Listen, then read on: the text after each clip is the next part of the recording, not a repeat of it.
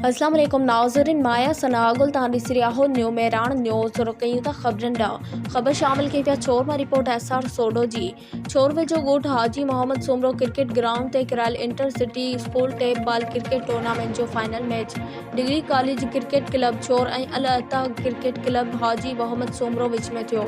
अल अता cricket club हाजी मोहम्मद सुमरो पहिरियां बैटिंग कंदे मुक़रर 10 ओवरनि में 141 रन्सूं 5 विकेटनि जे नुक़सान ते ठाहियूं, जंहिं में जुनैद जमशेद सोमरो 44 रन्सूं ठाहियूं। जवाब में डिग्री कॉलेज क्रिकेट क्लब छोर मुक़रर ओवरनि में 5 विकेटनि जे नुक़सान ते 131 रन्सूं ठाहे सघी। अहिड़ी तरह लता क्रिकेट क्लब हाजी मोहम्मद सोमरो 10 रन्सनि तां फाइनल खटे वरितो। डिग्री कॉलेज क्रिकेट क्लब तरफ़ां उस्मान पठान 72 रन्सूं ठाहियूं।